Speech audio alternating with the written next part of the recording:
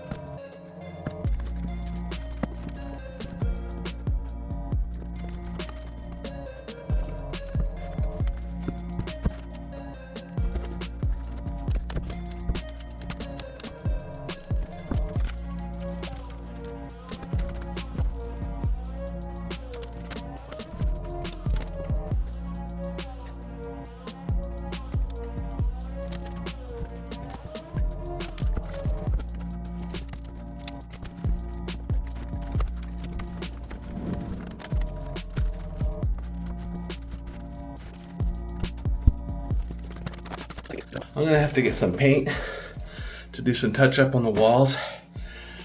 I'm sure my wife won't be happy if she sees it, so we'll fix it before she gets back. But I'll be honest, the last 4 steps, I don't think I was gonna be able to do it. Once I slipped past it though, I was able to flex it and lift it in the right way that it worked.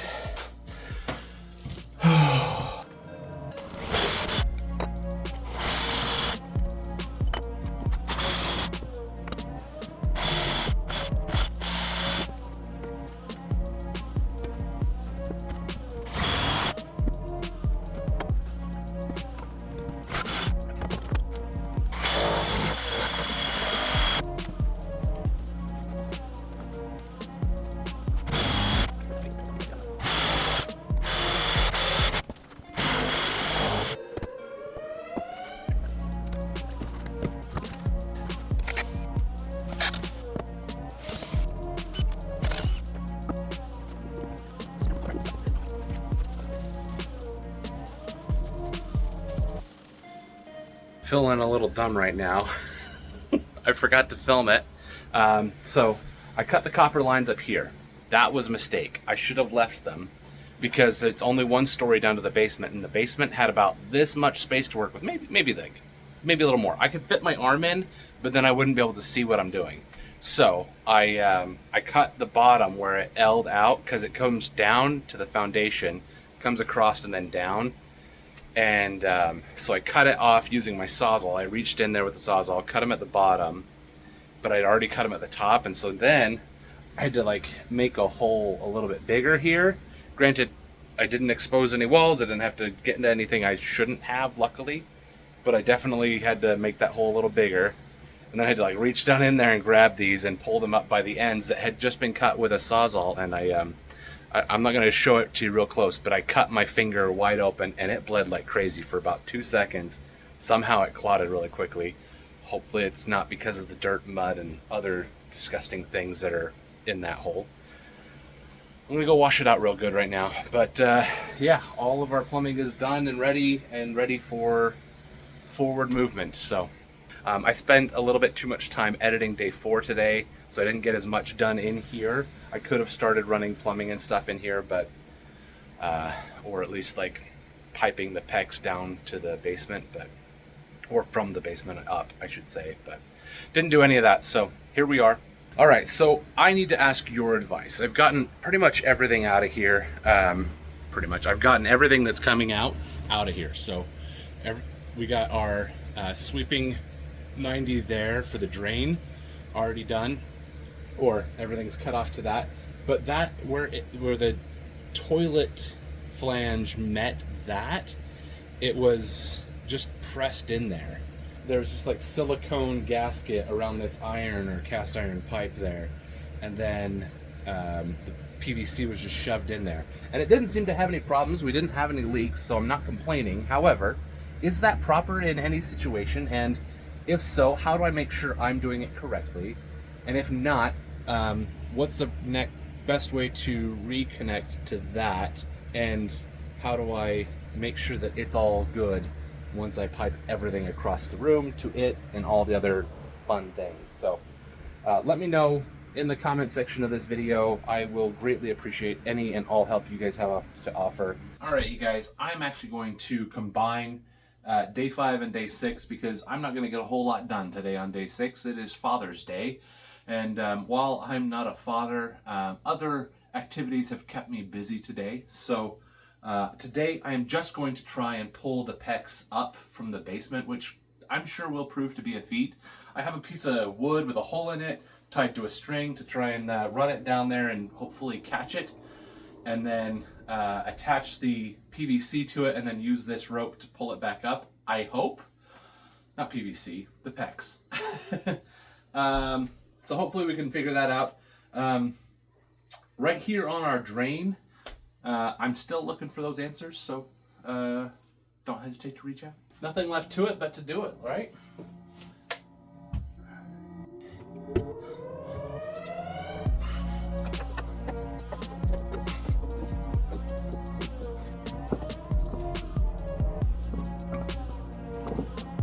I think that's it. Gonna tie off my slack here so that I don't lose it. Let's go downstairs to see if we can't connect the PEX to this piece of cord and then try and pull it up. All right, there probably won't be much for you to see here. However, this is our block of wood. Now we can add our PEX line. I don't know if I want to do both or just one here. That's the debate. Now we're recording. I just did it twice in a row. I wasn't recording. Luckily, we didn't get too far. So we got the rope down here. I've since attached our rope to the blue line. And what I did is I wrapped duct tape around the end to create this kind of a cone shape here. Hopefully you can see that. And then brought the rope down with it, and then wrapped the duct tape around the rope, and then had some tag hanging out, flipped the tag up, wrapped the duct tape over, flipped the tag back down, and wrapped it all the way back down. And then looks like about 8 to 10 inches below where the blue is, we started the red PEX line, And so we built up this section so that it's more of a cone. So hopefully if it hits anything, it'll hopefully just knock and keep sliding. And so now we're gonna try and manually feed it up here to where it starts to go up. Let's see if you can see that. This is where we're gonna be trying to feed it, where that pipe goes up. So we're gonna start by feeding it here manually, and then see if we can start that curve going up for ourselves.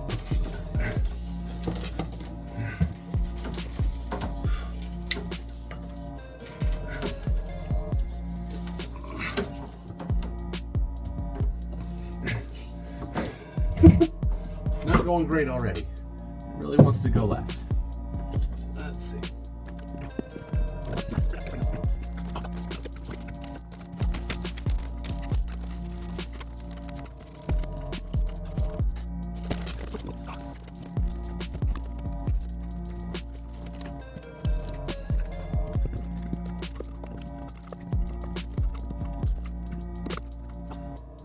Maybe I go pull out some slag and put some tension on this.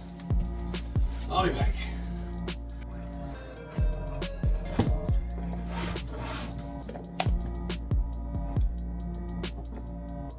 All right, there's some elasticity in that rope, so hopefully it's kind of pulling it in the right direction now. If only we can feed it there.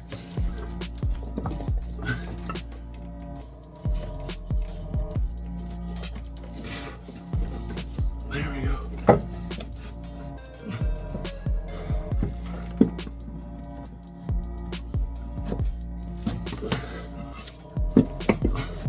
There we go.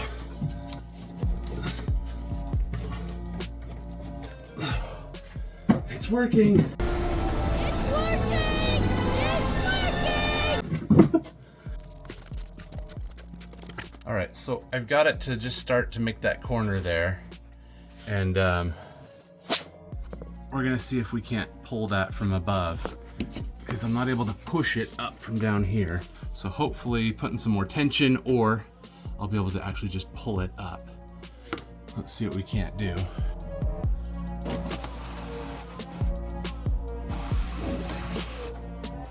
All right. Oh yeah, too easy. Look at that. I got it all by myself.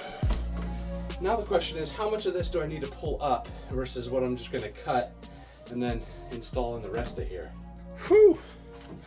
I love when stuff goes easy. I need more of this through the rest of this project. Let's go. All right, that ended up working out way better than I anticipated. Man, that is exciting. I wasn't confident that I was going to be able to do that by myself. But sure enough, it was done. All right, that's going to be the end of day 5 and 6. I'm going to combine these two into one video for you because day 6 was pretty brief, just running this PEX up today. It's the only goal I gave myself, and yeah, I set the bar pretty low, but it's Father's Day. I had some stuff I did for church for Father's Day and all that fun circus that comes with that, so I'm glad I was able to get this up. I was worried this was actually going to be a lot more difficult. That's why I set the bar so low, is because I thought it was going to be much more of a hassle. But once I made it around that initial corner, this thing just slid right up into place. It's happy. I'm happy. This is going to be great. I now need to figure out, though, now that I've got all the plumbing gone, I've even brought up a sheet of floor sheathing. This is the Vantech, like the super waterproof best, and like this is supposed to be like the best, most durable flooring. I got like the super thick stuff, the 23/32, which is basically 3/4 of an inch. We're gonna put this down as the subfloor, but we're gonna have to run all the plumbing first. I left enough room around, so all of our plumbing is gonna go that way. We're gonna have one come here, and luckily we already got one hole right here to run to our tub. I have a feeling though that our bathtub P-trap might end up actually right here versus here. I'm not totally sure. I'm gonna have to bring the tub up here to see where it actually lands.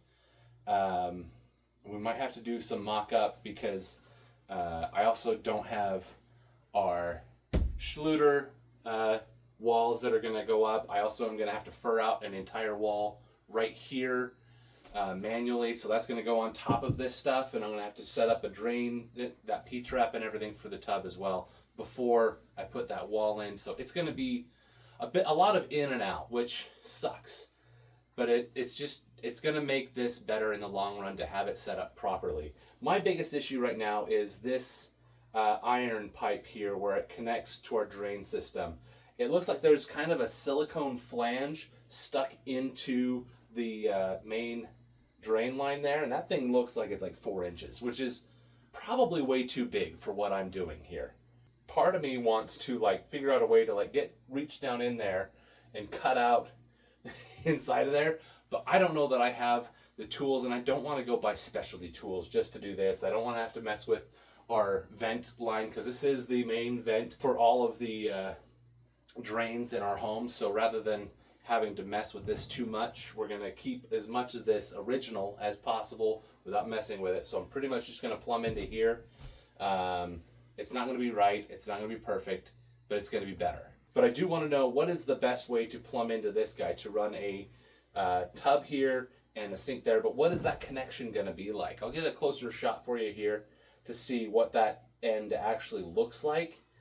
So maybe you guys in the comments can tell me what I'm looking at.